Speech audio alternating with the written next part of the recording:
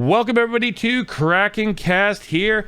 It is the middle of May, and today I am being joined by recent ESO Stream Team member, the heart of the ESO community, and all-around amazing creator, Reishi Spores.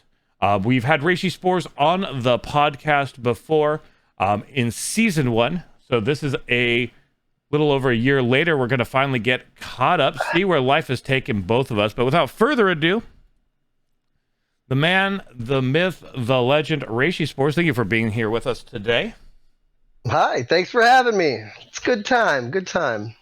For anybody, for our audio listeners, you wouldn't have noticed this, but for anybody who has gone back and watched or was here for the first podcast, I was happy to say that you are not a tomato today. Your face is not a strange orangish red. I don't know what happened with that. I think it was because I had the green screen behind me last time, and it was tweaking my colors. I don't know, but I look bad. Yeah, and I hadn't learned how to edit videos well enough to color correct. So yeah, it was. Yeah.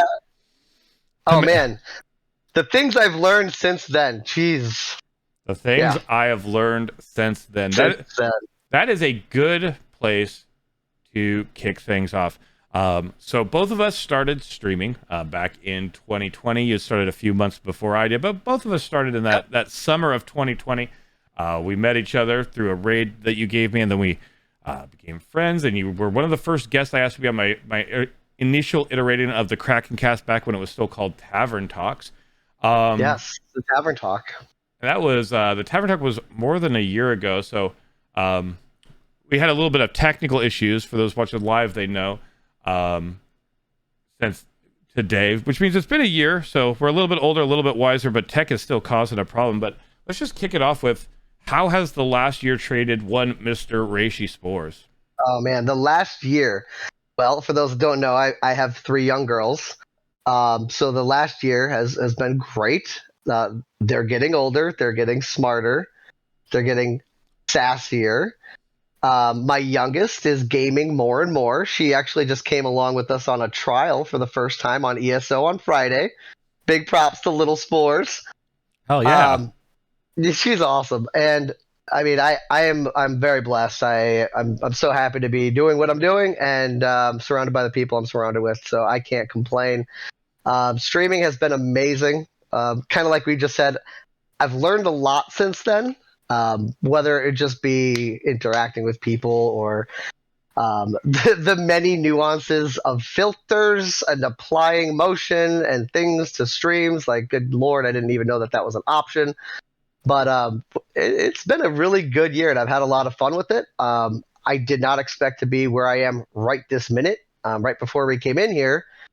As a new Stream Team member, the first time I've ever been hit with the wasn't planned about, didn't know it was coming, Bethesda raid, but that followed a host from Biz Lobo and Miss Trash Panda, who I adore both of them, and so we were all already excited, and then that just hit, and I'm not gonna lie, like I have no idea what's going on around me right now, because while that all came in, while the raid was going on, my doorbell rings and my dog starts barking, and my noble chair gets delivered right now.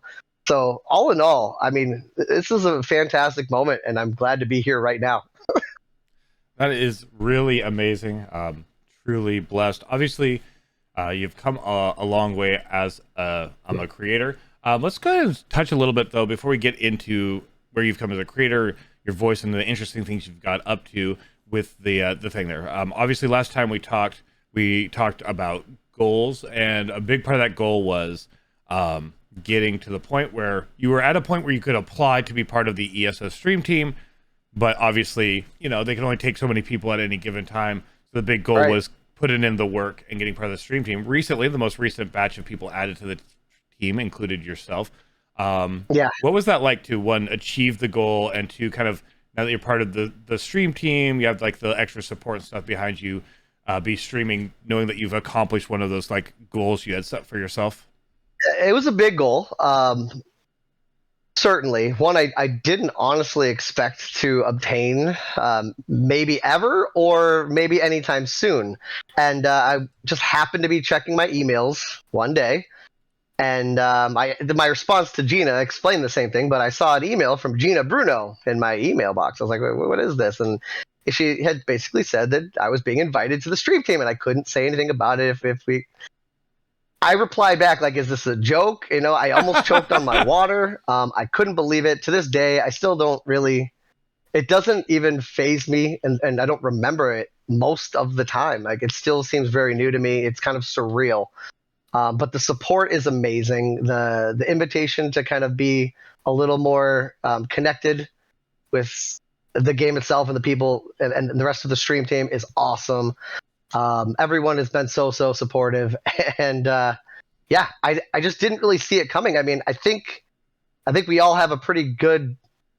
I don't know if it's an actual number fact or not, but at least for the general, you don't see a lot of non-partnered streamers get invited to the ESO Stream Team. So I had no plans of being on that list, but when I got the email and when we confirmed everything and I couldn't say anything for that good week, it was so unbelievably exciting, and I'm so thankful. So yeah, that's definitely one of the biggest goals. And I think since then, I've kind of taken a step back from overly focusing on the goals and just enjoying the ride. There's so much to do, and as some weeks I may have focused here and there a little bit more on like trying to hit a specific number, because we have up weeks, we have down weeks, we all know this. And I let a couple of those weeks get to me a little bit, and after that I've pretty much turned off all of my own tracking numbers. I don't see almost anything anymore, and I'm just having fun with it. And I think that's really important, is obviously having fun with it. There's a couple of things that you mentioned there, but I want to start with the end part first, because it is very easy to get caught up in the numbers game.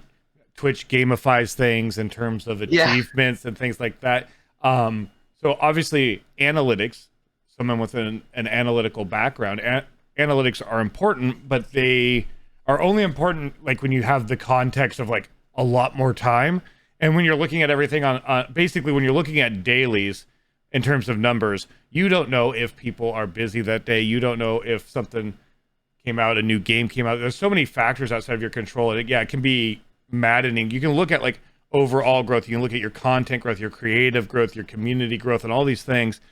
But when you're inundated with numbers and it's just like up, down, plateau, up, oh, it's been up, oh, down, it becomes like, it can drive a person bonkers. Like, so yeah, it's one of those things I feel like we are inundated with. We're told the number is the most important thing, when the truth is the content, the community. There's so many other factors that are more important than the number, but the number's the thing that Twitch is like, hey, here's your numbers, here's your dailies. Yeah, well, you're down five people today. What's up with that? They throw them in your face and put all that pressure on it.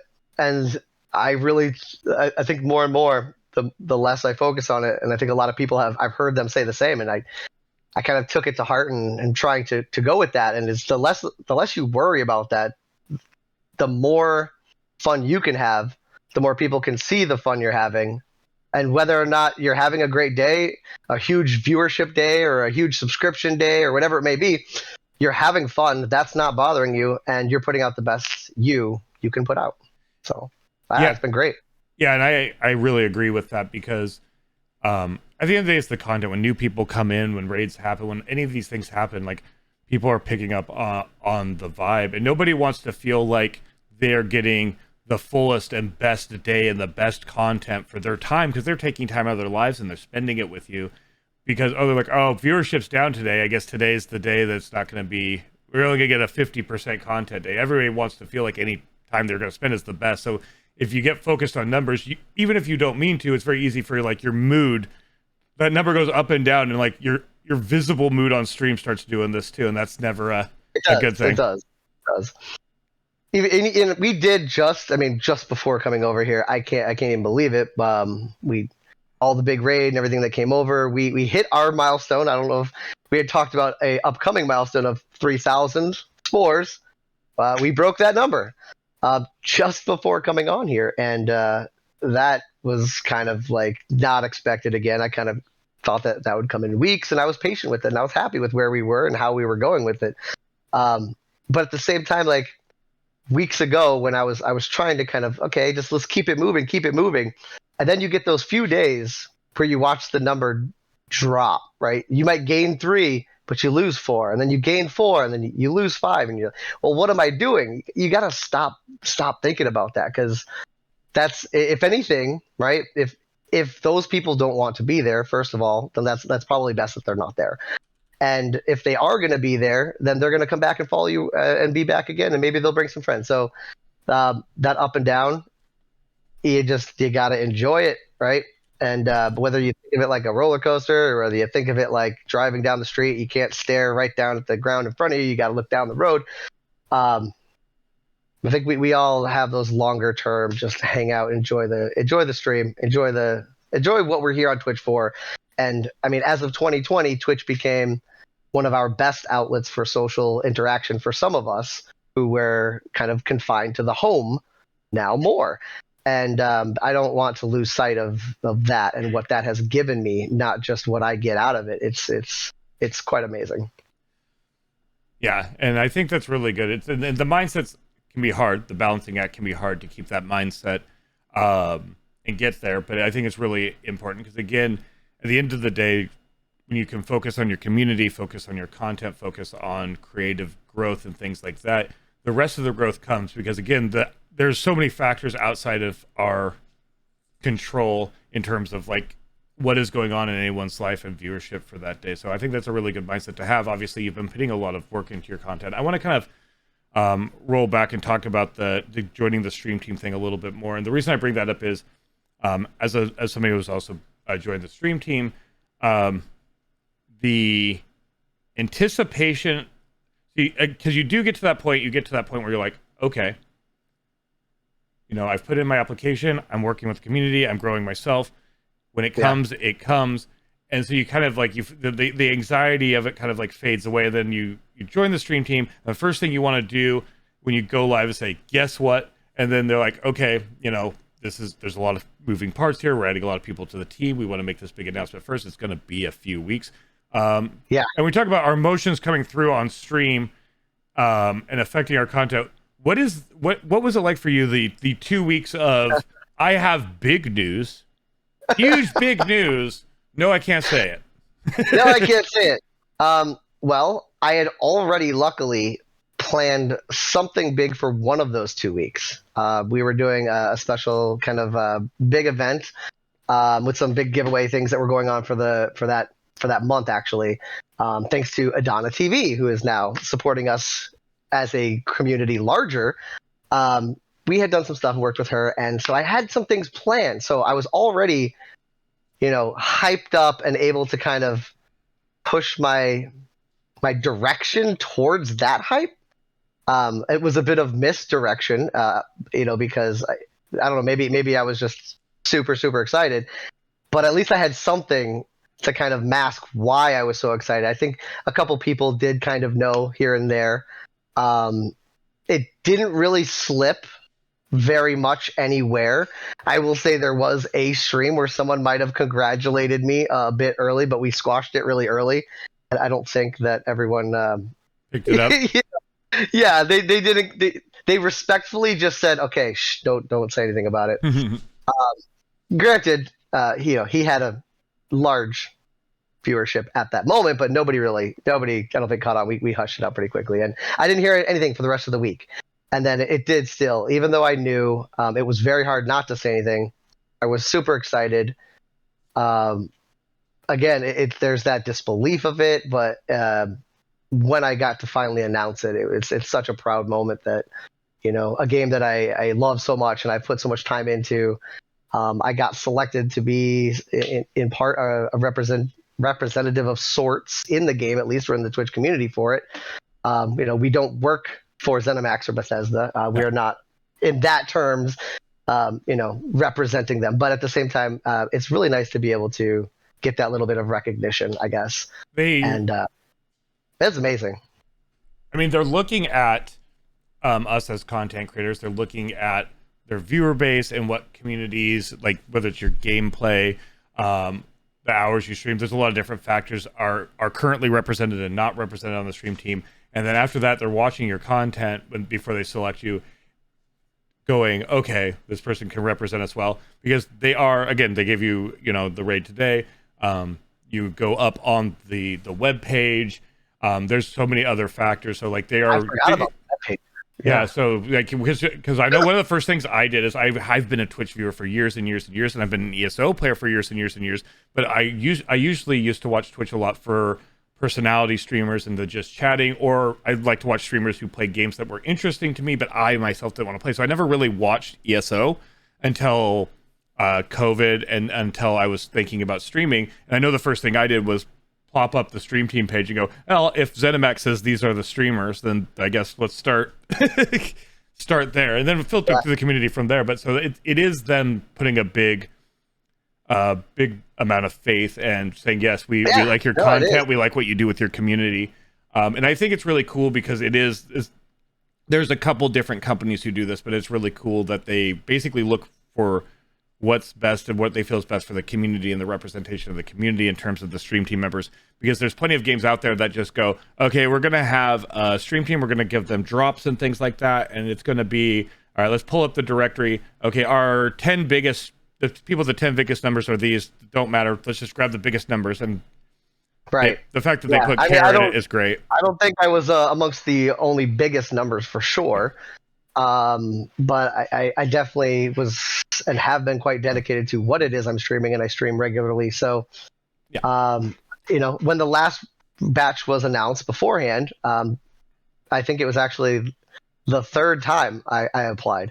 The day that they were announced, I went in and put my application back in, and I pretty much forgot about it up until, you know, when it was getting close to be that time. And of course I start wondering, and in the back of my mind, I'm already thinking like, okay, I already know some people that should be on here. I would have others recommended before myself. That's just kind of the way I look at everything, I think anyways.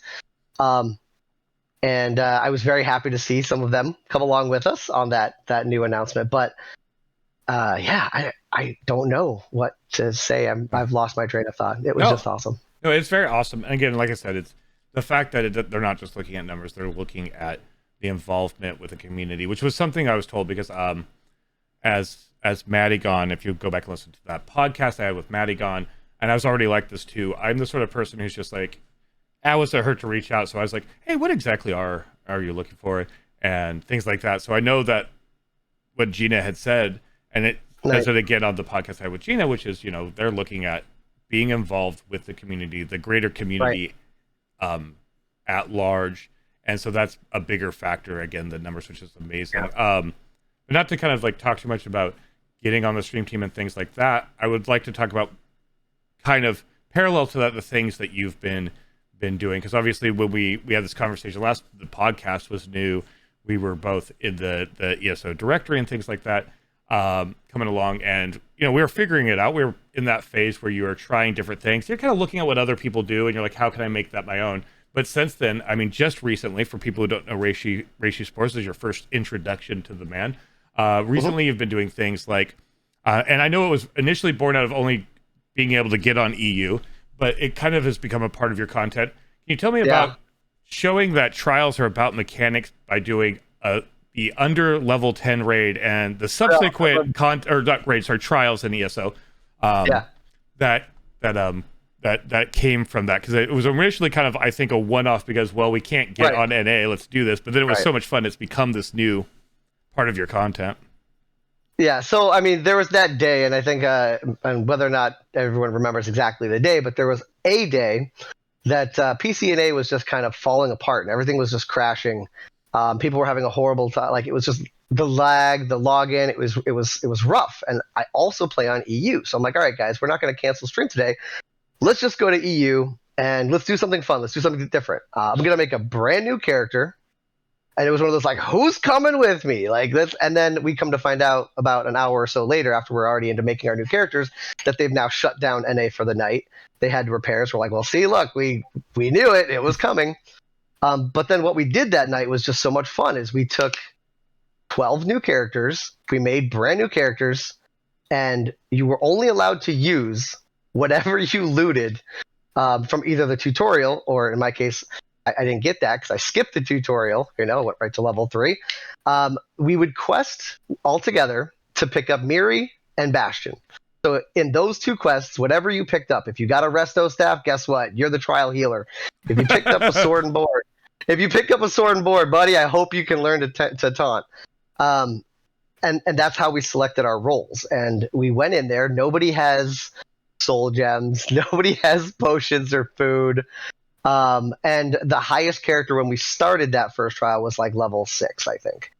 And by the time we ended the trial successfully, we had at least one person at like level 5 with a 5-piece trial set, which, I mean, I can't imagine leveling a character having those kind of gears. But it was so much fun because, like you were saying, you don't have to be worried about being like, oh, I'm not ready for trials. I need this. I need that. I have to go gear up. I just can't do it. Yeah, no one's ready. Yeah, no one is ever ready, and you can absolutely do it. And as much as there are these amazing groups out there who are doing progression trials, now this is not the same thing we're talking about. I'm not doing something of that difficulty, but trials can be fun for everybody. So a lot of people, I feel like, because there are those, we'll call them the sweaty trial groups, and that is not a negative term. It's because they're so focused, it just drips from their eyeballs. They got this. That's their passion. That is. And so we're just there having fun, and you can do that. You don't have to be in a meta build pulling 100 and plus DPS. You don't have to be the absolute best healer. I was one of the healers for that trial. Luckily, I picked up a resto staff because I love healing. And I think, because it wasn't my first weapon that I picked up during those quests, all I could do was the very first, area of effect resto healing spell. That's it. That's all I had for you. I was a DK, so I didn't have other like class spells at the time either to really be healing people. And we got through it. We had fun. You could do it. Enjoy it as a community, guys. Don't be afraid of trials. Yeah. And I think that's amazing. It's amazing on a number of levels. One, quick thinking, coming up with new content, and I'm going to put the pin in that because I really want to talk about how some of the happy, as Bob Ross would say, happy little accidents there can become some of the best content you make. But I also want to talk about like the thing you just mentioned there because it comes up a lot, which is there is this level of doing veteran hard mode trifecta progression. You're working with the same big group of people and you are overcoming these challenges early and often, and it is about working together. It is about having the best sets that go, like your tank has this, your healer has this, your DPS has this, because everything is synergized because you're doing the hardest content, going for the hardest achievements. Then there's kind of a step down for that. We're getting into vets. And then there's, then you got normal trials, and there's like, I think this perception because of the content that gets created, and it's wonderful the content gets created, but if your first exposure to that before doing it yourself is seeing, Neff is kicking the door on a freaking hard mode, and you're watching, and these are people that have build guides and things like that, and you're seeing that, you're like, okay, so this must be the way to do that. And it's because ESO is also a unique MMO, because honestly, if I'm playing a World of Warcraft, for example, just an MMO out there, one that I come from, you have to have this gear. Yeah, you have to have this gear tier, and then when you're doing the boss, there's a lot less flexibility because it's vertical. So you have to have this gear, you have to be this level, you have to be this, have to be that. So I think there's this MMO mindset that you have to be, whereas ESO is a little more fluid. And depending on the level of content, because absolutely veteran hard mode trifecta, there's a lot more that has to be like, okay, we have to be doing this much DPS, otherwise this boss is going to wipe the whole group. Versus normal mode where, you're kicking in the door with level 5s, using just what you found. And so I think that's awesome because I think it's content out there that showcases. I mean, to just further on that, our tank for our Friday trial this last week, for our baby trial, one of them, we had 2 tanks, was my 6-year-old who's turning 7 in June. She's never taunted anything before, ever. So she was one of our tanks, and our other made a brand new character and came in, and we gave them a sword and shield, and they were level 3.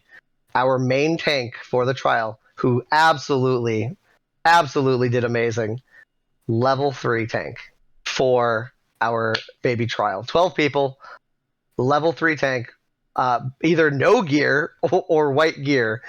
that you get just from whatever picks up off the ground. Cashel, yes, it was Cashel Gaming. Cashel tank for the win. Guy that just comes in, no gears. Like, here's a sword and shield. You're a tank now. We made him at the trial because he made a character. We made at the trial. We made a level 1. I made a level 1 and a level 4 sword and board for him that were white, no stats, no nothing, just plain. Here, go for it, and did a great job. Did an absolutely amazing job. And again, in the trial lot. I think that is such an amazing content because again, it does showcase. It showcases like if there is this level being showcased out there that is the absolute top level. This is the other side. This shows you like a level that's like this isn't just like I'm not ready. Oh, I am CP 160. I just got to CP 160. Oh no, I'm not ready for trials at CP 160. Right. This is who needs CP when you're level 5, right? So it's really cool because I think it can show that to people, the fun of it. I think I was afraid of trials for a long time. When I first started playing, I felt like they were, I'm not ready for that. I'm not ready for that. Oh, you got to get these trial sets to get your meta build. I'm like, oh, I can't get those builds because I can't run those trials yet. When really, I was just talking to the wrong people who only wanted to run the trial a certain way. And you can get that. You can get that gear, and you can have some friends get together, and you can run it, and you can have fun. And if you can't, just find us, one of our communities here, and we will link you up somewhere. If it's not with us, we will find you someone to play with to help you get those. Yeah, and I do get why people go for meta and things like that because they see a way to do it. There's videos how to do it with these kind of builds, and it becomes easy enough to go, as long as we always do it this way, and we make sure everybody who joins does it this way, we have the fastest possible run, and we don't have a consistent prog group and things like that. So I understand why people go that way, but I think, yeah, with ESO, you lose sight of very easily. If you're not doing that top percent content, you have so much more flexibility. And honestly, that's what normal mode is for. At the end of the day, normal mode is where some people end their progress, but it's where others start their progress. And if you are going to go on or want to go on, normal mode is how you pick up your confidence. It is more forgiving for a reason. It helps you learn some of the mechanics that are going to be harder and better. Like, normal mode is not about kicking in the normal mode door with the most meta build and burning it down super fast. Normal mode is about being a little more forgiving so you can actually learn the content. And then even, I would say, early vet, non-hard mode, non-trifecta stuff also is kind of a progressive step where like you can definitely, learn it and things like that. Not everybody has to be doing 120k DPS. Exactly. And not everyone who runs consistently vet trials is necessarily going to be super successful in every instance of vet trials. A couple weeks back, now it's been a couple weeks, but on PTS for the Tipsy trials, we attempted on veteran the new trial, and 2 weeks in a row on veteran as a group who was having a good time, all of us. Laughing, and there is a mechanic in that, not to spoil for those who haven't seen it, but there is a fun mechanic on the first boss that you can use to essentially explosive joust between two people and blow up your entire group, or just each other. So we killed each other more than we killed anything else, and we never made it through the first boss on vet 2 weeks in a row. We had to swap over to normal and then destroy the thing. But it's a beautiful trial. I can't wait to finally one day learn how to beat it on vet. But it was so much fun. Yeah. So not everyone who's used to vets is also good in vet. So don't feel bad when you're learning vet. Anything, whether it's dungeons, trials, whatever. Just enjoy your character. Pick a class you like, and if you don't love your class, try another class. Go for it. I would say the most important thing also, and let me know what you think about this. Honestly, in ESO, and honestly, I'm going to say any MMO, is to find your clan. And that could be a guild, that could be a streamer community, it could be anything like that, because for every group of people who wants to run content or do a certain thing a certain way, there is so many more like-minded. I found that through streaming and my community. There's so many people, that share a similar mindset. So like, for every going to Craglord and getting into a pug where you have to do this type of person, which is valid. Any way you play the game, as long as you're not being toxic, is, in my opinion, valid. There is plenty of people who are like, you know what, I want to learn this content, I want to do this, but I don't want to do it on meta. Or even in my case, before I was even a streamer, there was a group of us because people said vampires were bad in trials. And at this, I mean, everything has waves. This is before vampire rework and things like that. I don't know where vampires stand in trials now, so don't at me on that. But at this point, vampires were probably at their absolute That sounds like a challenge.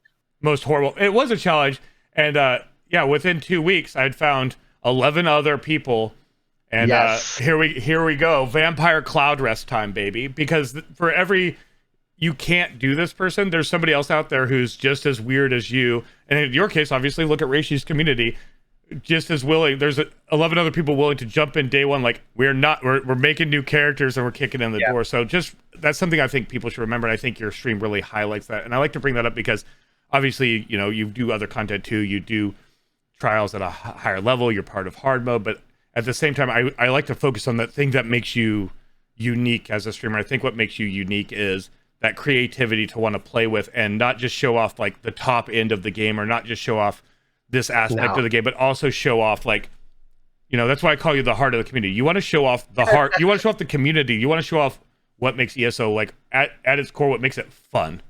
Like, just it's got to be fun. And I mean, the vampire trial sounds amazing. At least there, right? At least there, you were able to still keep a back bar. We've been joking around about trying to bring in the werewolf group, or even a baby trial into Cloud Rest where you don't have a back bar to swap to. How that mechanic would go down, I don't know, but I bet you can still get through it.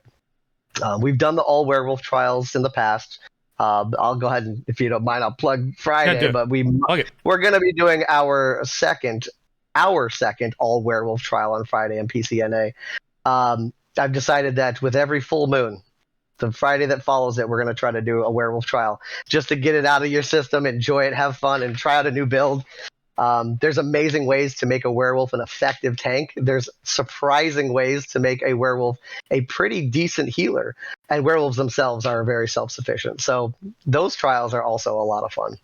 Except you have very limited options in terms of abilities. Yeah. I'm glad you said every full moon. For those of you who might stumble upon this podcast after the one coming this Friday that Reishi named, you might not be able to open your Google calendars, but if you just type in a quick lunar calendar and look for that full moon, and listen to the howls in ESO, you should be able to find they'll be there. They'll be there. It's nice watching 12 werewolves all just leap at an enemy at a time, and then the next thing, and just 12 go jumping there. I mean, there's something beautiful about that trial in itself also. And that's not your progression meta. It's just something fun to do because the game has the option. There's so much to do in this game. There's so much to do in games in general that, you know, if you get stuck in only trying to focus and better yourself into the higher DPS, you're probably going to burn out and not have as much fun. And so, I don't know. I'm all over the place, and I think that's one thing we luckily share in terms of the attention lack of focus. we could be anywhere at any time, and then that next shiny goal is amazing, and let's play with that for a while. So let's do that. Let's do that. And one last thing about that is I can tell how fun the trial was, and when you first found that content the first time you did the baby trial, because the people who filtered into my channel, either who, you know, have multiple tabs up, or, you know, are filtering in after your stream here and there, because the community is this big, wonderful shared community we have in ESO. Anyone who came in who had either watched your stream that night or had been part of the trial, I was just constantly inundated talking about it. And like, that's when you know that you've like kind of found that. No, that's great. No, that's amazing.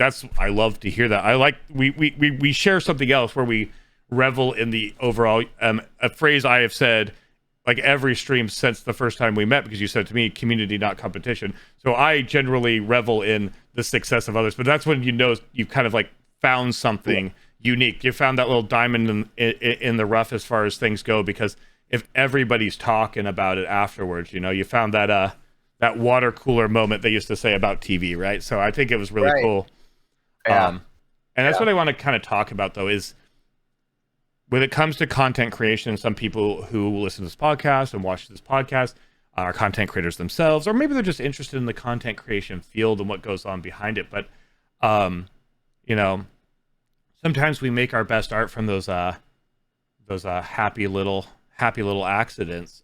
Oops moments. Yeah, the dance came out of a random thought I had as a one-off thing. This dance I do on my stream, for those not familiar, was a one-off idea. I didn't think it would really go anywhere, but I'm like, I'm just going to do this fun, weird thing. It'll just catch people off guard. And then it's just become a staple of the channel. The first dance was epic. All right, I was like, wow, he just did that. That's amazing. I was there, so I was happy. I'm glad you kept up with it. But yeah, so you can study it like a playbook. You can be like a freaking, football coach going over the, the plays, watching the tape and going, okay, these are all the things that work. So these are the things we're going to do. But it's sometimes it's the Hail Mary pass down the field, the buzzer beater, the sort of thing that really catches. So I'm like, we talked specifically about the trial, but I want to talk a little bit more about your experiences with like content creation, both in finding that content that other people do that you saw and go, this is something I can do, but this is how I make it Reishi. And then also that content that's just like a stray idea, a random thing, and how like that has shaped your content. Because I would say when we first talked, both of our content, again, I mentioned this earlier, was more, I would say, the base ESO content. We saw what ESO content was being made. We knew what we liked, and we were just kind of making that baseline ESO content that's important. But now I'd say we stack that new layer on that is what makes, a Loctavian stream, what makes a Reishi sports stream, a Reishi sports stream. So can you talk a little bit about evolving content and, happy accidents and what's kind of shaped where your content is now in 2022 versus where it was a year ago in 2021? Right. Oh man, how has it evolved and shaped? I mean, it's I guess it's all fluid, it's whatever's going on at the given time. If we're into something or something kind of comes up, don't be afraid to kind of hop on and take advantage of something, I guess. I definitely love trying to here and there get some collaborative stuff together with people. I don't like, I see a lot of, and I want to, I wish I was better at it. I see a lot of the ESO streamers that focus on PvP, and I'm always so envious because I'm so bad at PvP. But I mean, if I ever try, I understand that I'm not going to be doing, the best in what I'm doing, but I have fun with it. Man, I that's such a good question. I mean, where has our content evolved?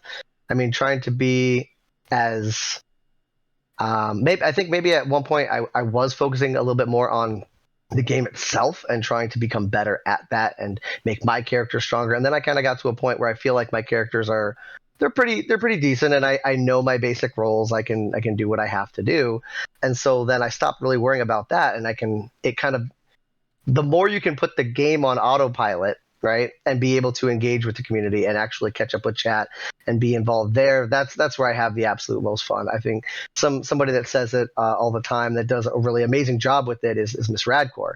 I mean, if you're in her channel, she could be in the same location fishing for an hour and maybe even only be fishing for 15 minutes because she's so engaged with their chat. And I mean, let's be honest, if you just wanted to watch the game, you could just be playing the game. If you really, really wanted to see someone in some hardcore, like learning progression stuff, there's probably videos for it. But if you're on Twitch, you're probably there to be engaged and like to talk to people and have a community. And I think, I mean, in the last year, I've watched your community absolutely grow amazingly. And I can't believe how ours has grown as well. And I mean, I think that's where my biggest focus is these days, is just trying to not put myself in a position. Sometimes you got to get in some sweaty gameplay, but not put myself in that position so much that I can't be paying attention to chat and have a little bit just more casual fun with it, but still put together some fun random events for everybody. Yeah, and that's kind of like important, and like finding the content that works, but also realizing that and finding like, people are there for your personality, they're there for you. Because again, like you said, if they wanted to watch top-end gameplay, they'd be watching top-end gameplay. Not to say that you can't do that sweaty content, but like, there's many people before you and I ever decided to stream who already kind of like showcase the top end content. So yeah, I watch people Yeah. to learn how to do top gameplay, so I don't expect to just reiterate and just take words from their mouth and spit them back out. Yeah, That's so, just not me. so you don't want to be like a photocopy. So again, that's where you kind of find your voice and what makes the you of the situation. And I think again that's really important. That's the thing I like to bring up is like a lot of streaming is about being the most authentic you. Like we can't share 100% of ourselves all the time, but we can share the different things that make us unique as people, because that's going to attract the people who, you know, vibe with that. And it's kind of the same as, you know, not everybody in the world is going to be your friend, but the people that, you know, vibe with what you're putting out there become friends. Same with like the community, the people who vibe with what you're doing. And so it's, I think, an interesting transition we both made where we were being our authentic selves, but also maybe I would call, because I look back at my own content recently and then in preparing for this interview with you and a few others who I was having back on the show before the subathon started, I had kind of gone back and, you know, watched a little bit of like older content. Like obviously the VODs aren't there, but there are older clips and you can kind of look at, I kind of use the clips as kind of like a little like snapshot of the time, and you can really see like confidence, and you can really see like a difference in like the voice. You know, the person's the same, but you know, once you kind of find that comfort zone with your community as a creator, then it's easier to just go like full sales ahead, because you're like, okay, these people are here for me. I'm gonna unfurl the sails, and we're gonna go like 100% towards like what makes me me, no matter how weird, different, or unique it is. And again, the weird, the different, the unique, that's what brings people in, not the gameplay. Because if, again, everybody's doing the gameplay, so what makes you different is, well, you. Yeah. I mean, you just gotta be yourself. I mean, I don't want to watch somebody who is clearly not themselves, or who seems uncomfortable. I mean, that's not to say that a new streamer who's uncomfortable, that's different. Yeah. But someone who's like clearly just trying to like, I don't know, you could see their discomfort, right? You could just see that they're not doing what they want to be doing, and that you could feel that. And I don't know. I mean, you just got to be you. You just got to be you, and I love that you do that. And I, for better or worse, that's all I can do. You know, so that's it. Yeah, and the reason I brought that up is because you did mention new streamers. That's why I really wanted to highlight like where we were at summer of 2020 versus where we were at when we had the podcast in 2021 versus where we're at in 2022. Because even if the number growth, you know, if you're a content creator, you know, you can't control the numbers as much as you can control what you're doing. Like there's still this like market growth as a person. And I think that's ultimately the most important, because there's so many factors, and you can get, and I want to talk about that because you're all about, again, hashtag community, not competition. Not competition. Even in lower points where you're at your maximum of self-doubt, I've never once seen you still not be just full bore ahead on that belief. I feel like that belief really kind of, it's not just a saying, it is definitely a core belief of yours. I think it's super important because we've had Tyranny on the podcast, and it took her 5 years at 20 people before all of a sudden there's growth.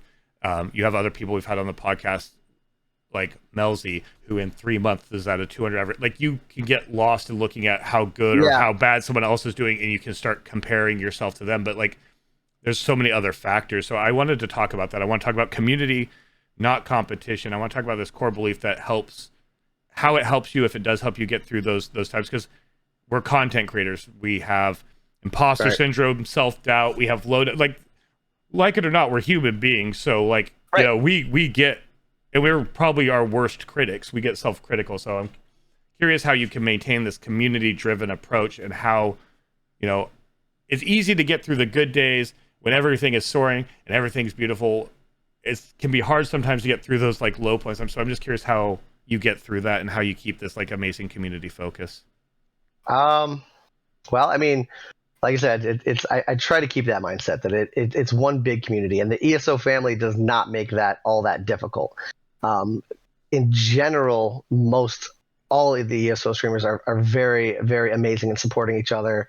And to see each and every one, hitting a milestone here or there, or progressing, or doing something good. If you can revel and you can enjoy that with them, like truly enjoy, and be happy for them, or they've got a life milestone that's coming up, or something that's big that's happening for them. And I mean, celebrate in that while you celebrate in your own. And those friendships, those bonds that are made, only will in time naturally kind of grow. Even my most used, most forever initial probably ever emote, the let's grow. It's not me grow, I grow. Yeah. It's let's grow. It's together. We can do something. How can I help you? What can I do for you? I've never met you, but I want to meet you and I want to get to know you. That's why we have that. It's like once every hour and a half or something like that. It automatically pops up in my chat for all the subscribers. Not everyone can do it, but if you happen to be a subscriber, you can throw a shout out. And I've met so many new channels and new people that I didn't know through that application also, where they'll shout someone out that I haven't met. And if I see a name that I don't know, I'm going to click the button, I'm going to go follow, and I'm going to go check them out.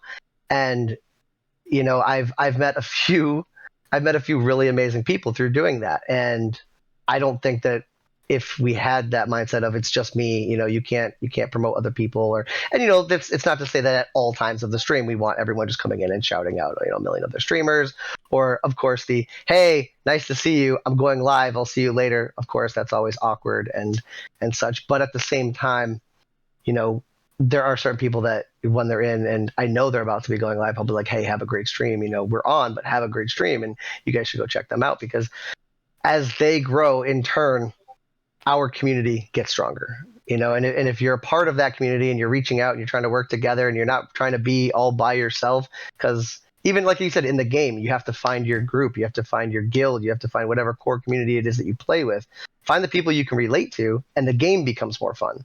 Well, I mean, the same thing translates back into Twitch. If you're by yourself, you might have a great day, you might have a bad day, but it's you by yourself. If it's all of you together, you can celebrate all those victories along the way. And then every now and then, something comes by your way and you're like, wow, can't believe we just did that. Holy cow, that was amazing. Yeah. And again, as my dad would say, a rising tide raises all ships. And Yep.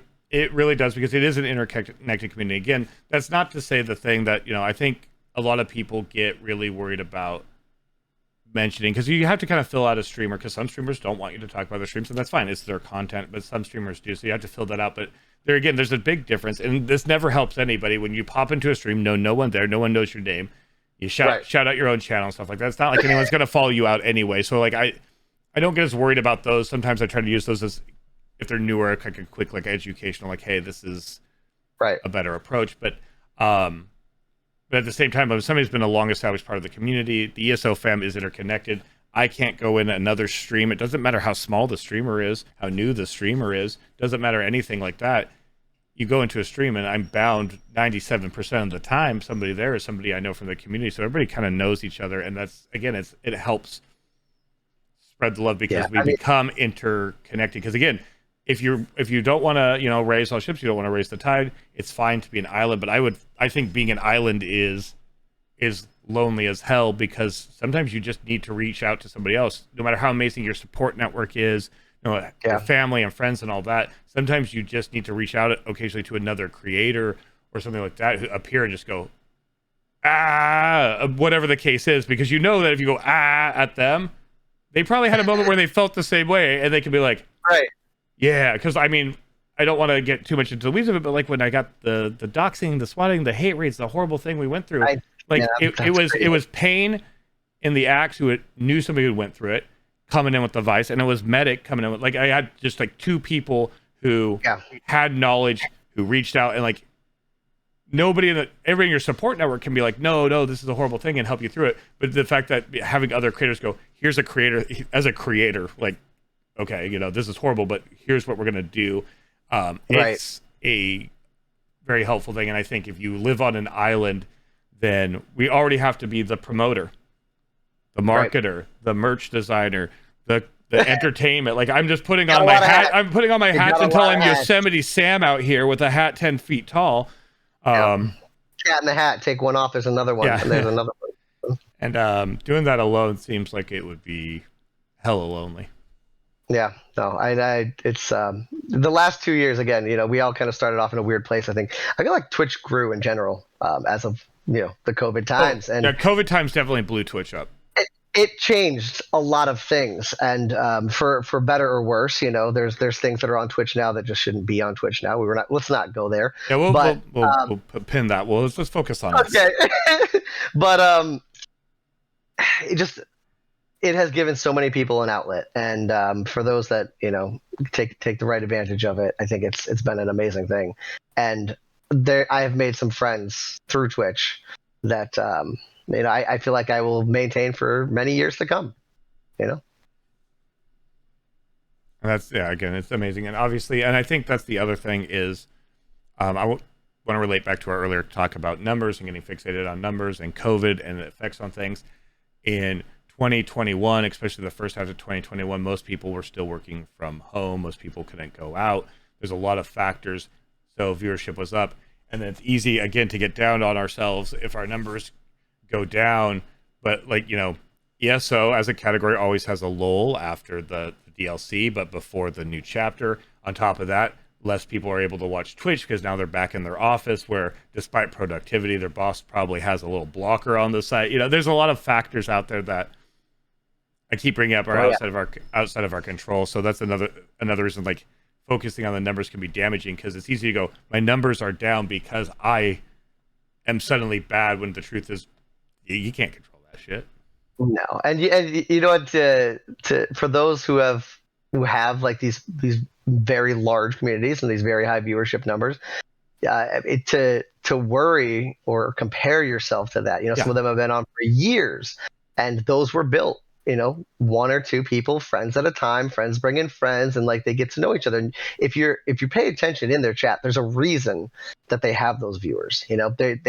The people are engaging not just with the streamer, but with each other. So those are friendships that have been made. It is an actual, just phenomenal community, which does, I mean, whether it's from one game to the next, or just within ESO by itself, those communities are all intertwined, and we have to be there and help each other out. We have to be respectful of each other, and just trust that when we put our communities in their hands, that hopefully we're putting it in the right hands. I love to try my best most nights to raid over to someone who I might have just met recently, or someone who is a new recommendation for me that I can meet. And I love doing that. But I always get that little worry about, is the person that I'm sending them to someone who since I've either just met them or I don't know them at all, is this someone that, is not going to offend my community, or that I'm not going to be like, oh my God.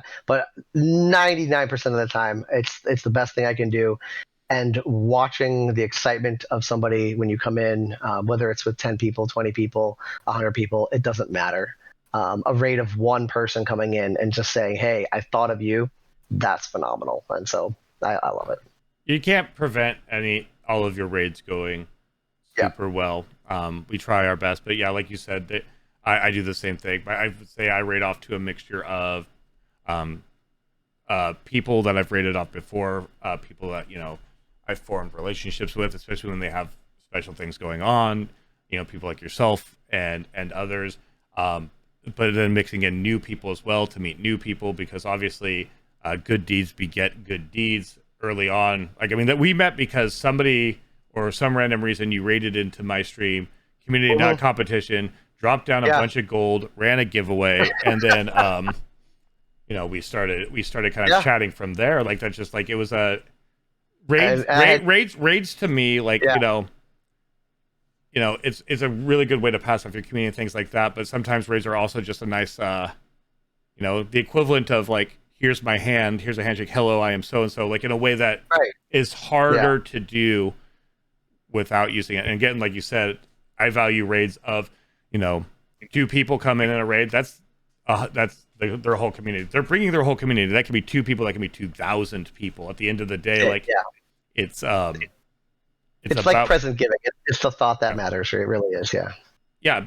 And because they're bringing their whole community, and like you said, I always try to take in the same stock that I have when I raid out, and which you just mentioned when you raid out, which is I always take in stock like, they are showing their faith in you, or they're saying hello to you, whatever the case is, and they're doing that by bringing all their friends. It's the equivalent of someone coming and knocking on your door and say, and say, hey, I saw you just, over here. Thought, so I'd come out and say hi, and that's super nice and super warming.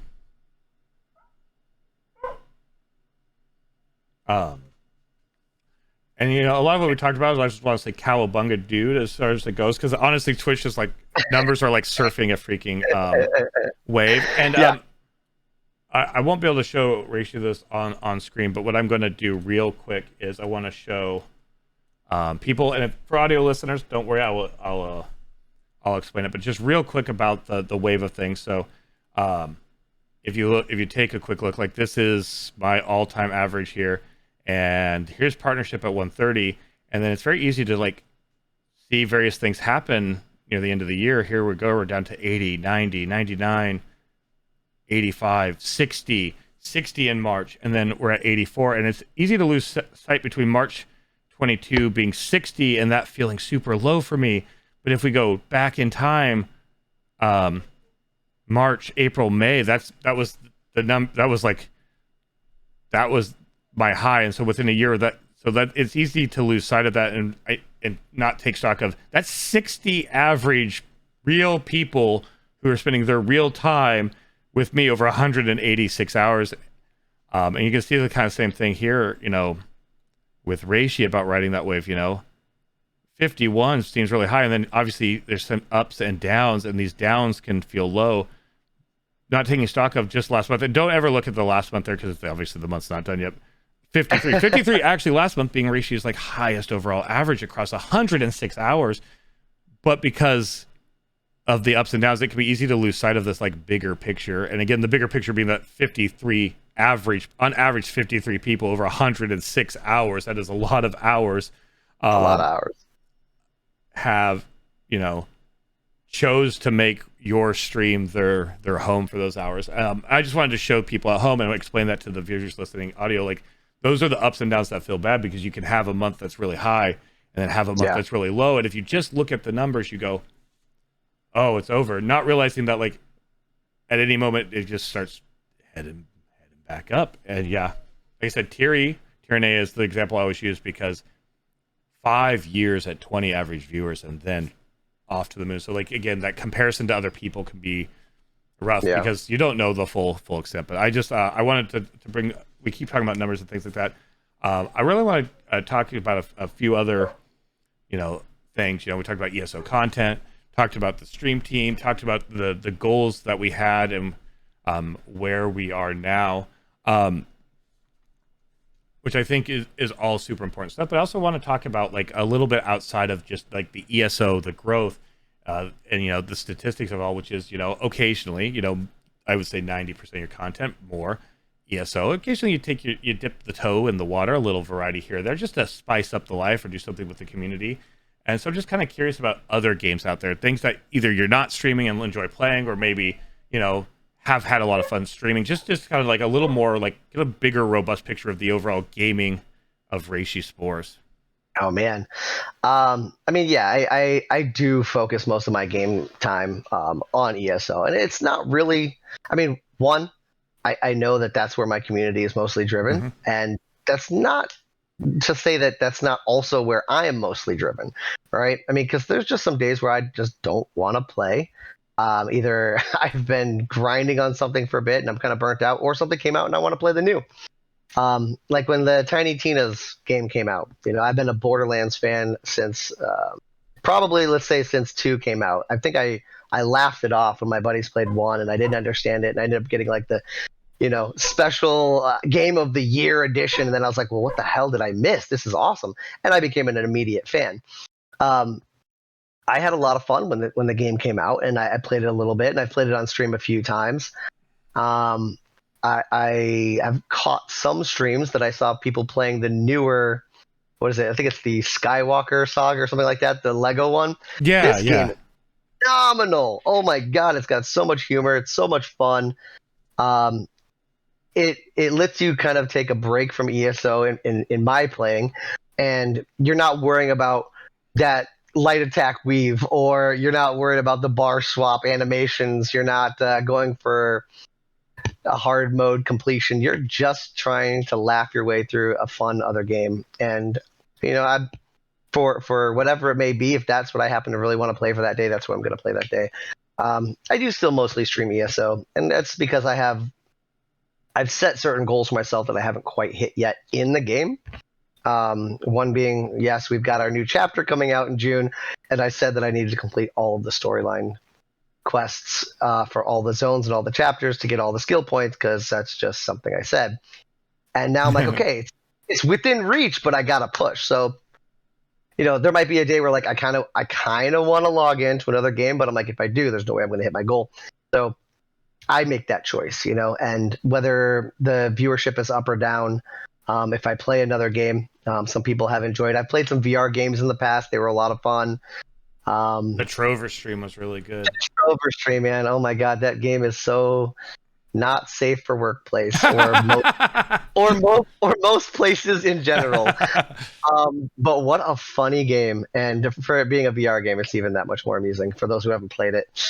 Yeah, that was some time ago, but that has to be 2020, because that was pretty early after I met you that I tuned into your channel and saw the Trover stream.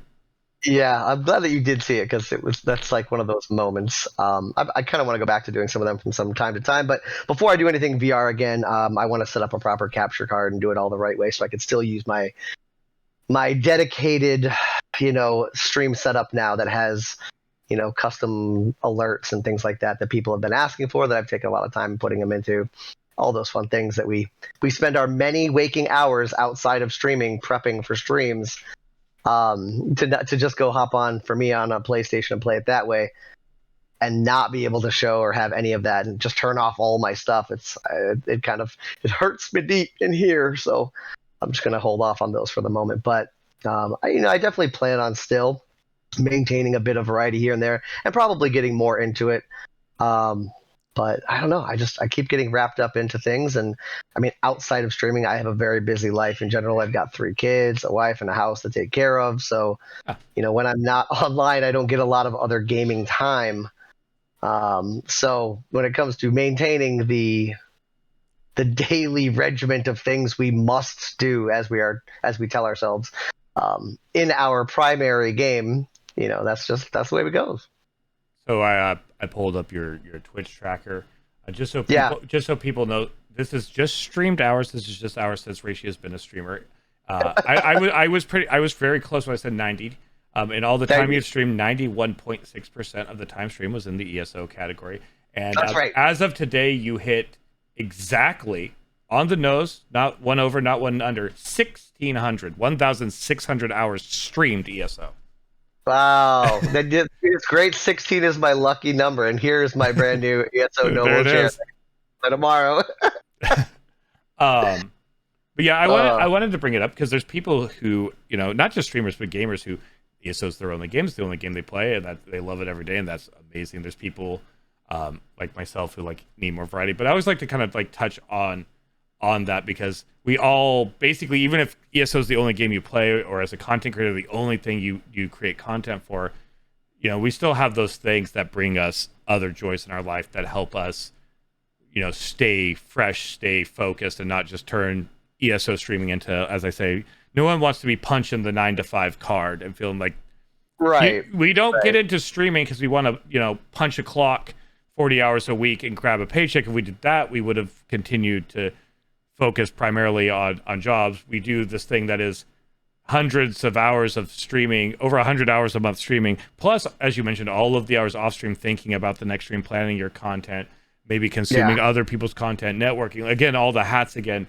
Nobody wants to put all the extra hours for less pay, because we want what we're doing to feel like a punch in the clock. So I always like to know what makes people stay fresh. And I do want to touch on something you brought up there, which is obviously you have an amazingly supportive wife, heavily involved in the community also, and things like that helps create that support network. You have your 3 wonderful daughters, one of which who is now getting into the gaming space. Obviously, you know, when we talk about what makes a streamer that appeals to people, a lot of people out there have families, and you are a happy family man. So I want to touch on that again. We touched on it a lot the last podcast. We don't need to go in depth, but just what it's like to have a support network, have a family that you can, give your all to, but also, is involved in what you do, from your daughter being a tank in those raids to your wife who's like constantly a source of support for you. And she was fun.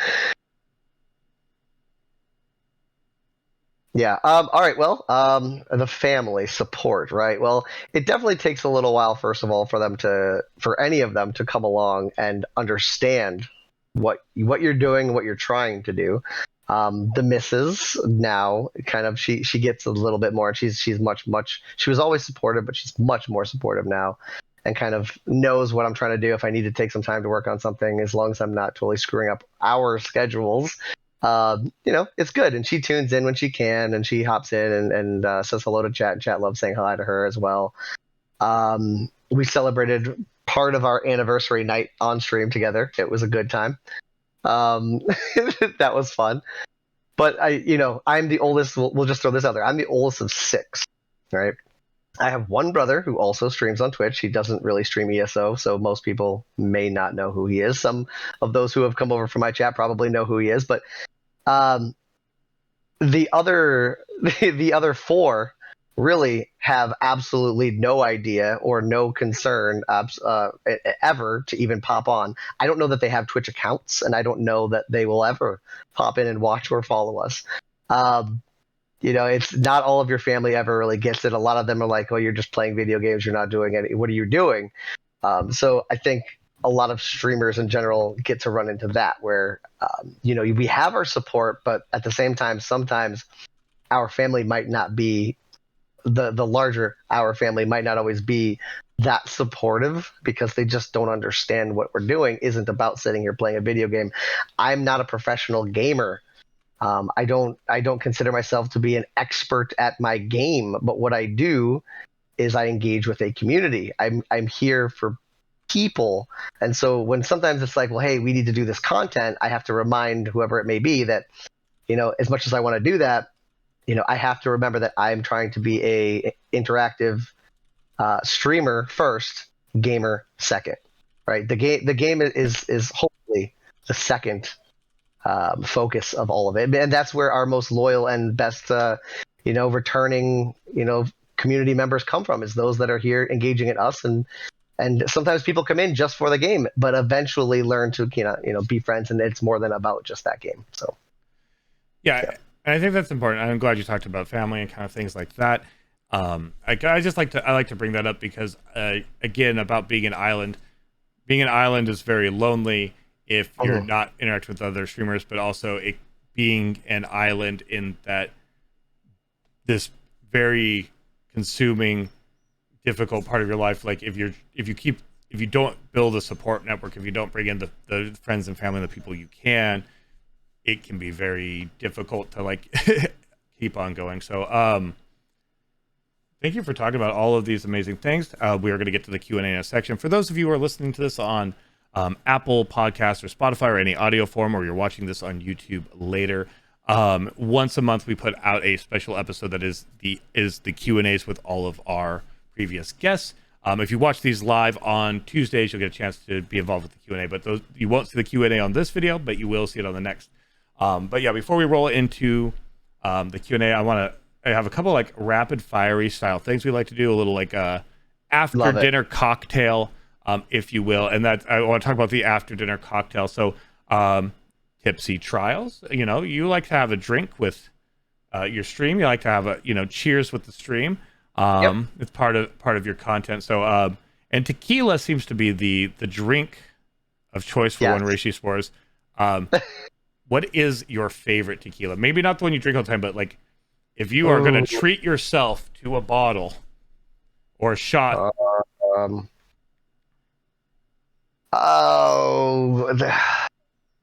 a big fan of some of the longer aged Don Julios. I never go for anything that's a Blanco. It's got to be a Añejo or a Reposado. I need the darker, more caramelized, lovely tequilas. I have a lot of family that prefers the mezcal to the tequila. Very similar, kind of different. For those that know the difference, I'm more of a tequila guy myself. But the reason that I enjoy the tequila, and it's a very lucky reason, is as long as I don't overdo it. Because if you overdo it, you're a dumbass and you're gonna hurt no matter what. That's just what it is. But it seems to be the one thing that I regret the least the next day. I don't know what it is. I'm now in my early 40s, right? I can have a couple beers in a night, and if I don't drink enough water, whatever it may be, I might have a headache the next morning, and I don't know how the hell that started happening. But I can at the same time probably have 3 or 4 shots of tequila and have absolutely no issue the next day, like 100% on point. So if I'm gonna have fun, tipsy trial, that's where it goes. If I had a choice, again, the Don Julio, always wonderful. Or there's a wonderful another añejo that's a Casamigos, very good tequila. Awesome. Is mezcal the one that? Because people think it's tequila. Is mezcal the one that actually has the worm in it? If you get a bottle with a worm in it. I think it has something to do with the smoked barrels that it's in. Yeah, I just know the whole worm. I just know the whole. I don't do the worm. I have no interest in eating a worm. I also don't. But somebody once told me that's actually not tequila. But anyway, so Don Julio, tequila, tequila of choice, and that's also I understand as we age, because I'm a long way from being a junior in college and slamming beers all day. Taking some Jaeger bombs and shots, playing a little beer pong. Oh, someone's got a glass of wine. I'm just mixing and matching. I wake up the next day a little tired, drink a coffee, and I'm like just off to the race. I'm in class and I'm able to focus and study despite that. I'm a long way from that now. Yeah, now it's like, oh, did you decide to mix wine with beer? Sorry, your entire Sunday. Did you just drink that glass of champagne they gave you after you've been drinking something else all day? Oh, that's gonna hurt. Yeah, exactly. That's gonna hurt. Yeah, I don't know when that switch happens in us, but yeah, I definitely there was a turning point. It's also funny that tequila is your the drink that's the least, because most people are like, oh, tequila, and you're like, tequila. Next question, really rapid fire, just quick answer. Whatever comes first to your mind here. I lost my own question. It's not really a rapid fire. Sorry. Sorry, no. You don't have to be rapid. I was just trying to get myself back in the mood. I was trying. Okay, no lie to everybody listening, watching, and such like that. I had an ADHD moment there where I had the question, and I just started rambling off words, hoping it would come back. And then at the end of my words, it was still gone. So that's what that moment was. It was not about making Reishi be quicker. It was more about, I was scrambling to grab this thought that was flying away from me. So, okay. Don't mind me. So, ESO question that came back to me. There we go. There we go. Why are Argonians the best? I'm not going to ask you what your favorite race is in ESO. Anybody who knows you, and if you don't know Reishi Spores, the character list is Argonian, and that is that. So instead of what's your favorite race, we know the answer. Yep. Why is Argonian the best race in ESO? It brings me back to my earliest MMO days of playing an Ixar Shaman healing in EverQuest. And there's a loyalty to that I'll just never break. We all have our MMO loyalties. That's why my main is a Nightblade healer, because of my loyalty. I don't have a loyalty to a specific race in ESO, but I have a Nightblade solidarity for. Yeah, that's not to say that I don't regret my choice that all my characters are Argonian. Sometimes when I'm trying to play a role, I'm like, God, this is not the race for this, but whatever. This is my choice. Yeah, you look at these hands. The way I joke, I have a character. One of my baby trials, I have an Imperial. Right? Mm-hmm. He is not. Although it says Imperial, it says it when you log in. It says Imperial. If you look at his hands, and I will often put up, I hold the staff up and I go, look at these hands. These are the hands of an Argonian. And my whole joking thought with this baby character is that he was in an accident. He lost his tail. He doesn't remember who he is. all he knows is what he can see, and that he's got these scaled hands, and he's like, I'm an Argonian. So Look at these hands. His name thinks he's Argonian, and it's one of my favorite characters that I only play for baby trials. Look at these hands. Look at these hands. Look at these hands. That's a good catch line right there. So I've noticed in chat and the chat from Kraken and other chats, people mentioned this and that. The next emote you add, do you know what it's going to be? Because I've seen probably 3 different things saying this emote win. Oh my god. Next emote? No, I don't. I think I've still probably got like 6 or 7 that I just can't use because clearly we have a spatial issue. Yeah.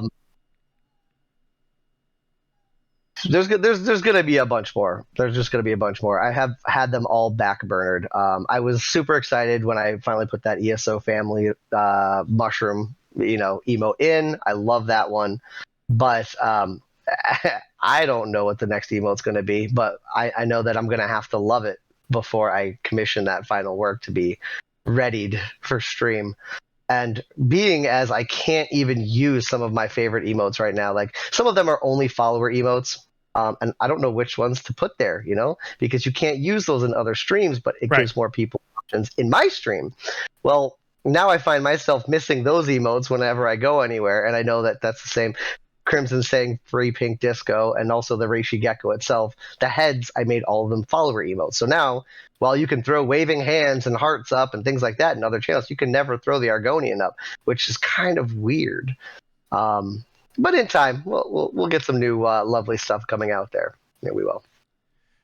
All right, and for the last one of these real quick questions, for those of you who don't know, Reishi a bit of a cook, a bit as somebody associated with the food and the food industry in the past. If you want to know more about that, please go back and listen to our first podcast together. But something I didn't ask then that I kind of wish I would have asked, because I asked like favorite foods and things like that.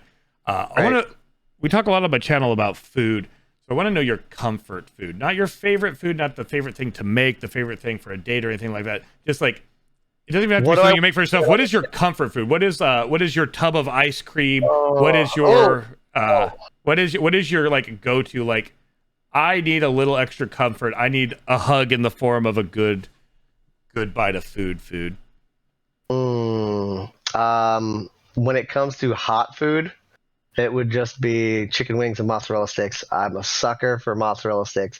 But when it comes to comfort food sitting on the couch at the end of the night, I'm snagging that chocolate fudge brownie Ben and Jerry's, and I'm gonna kill a pint. I'm gonna kill that pint.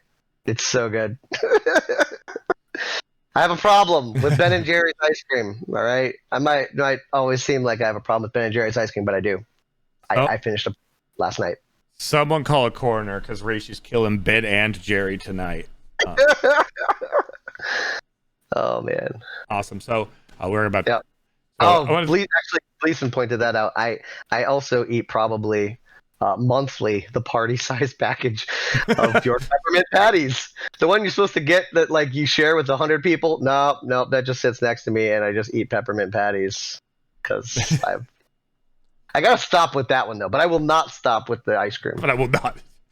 I will not stop with the ice cream. It's always a pleasure when I can jump on a call with you, jump on a chat with you.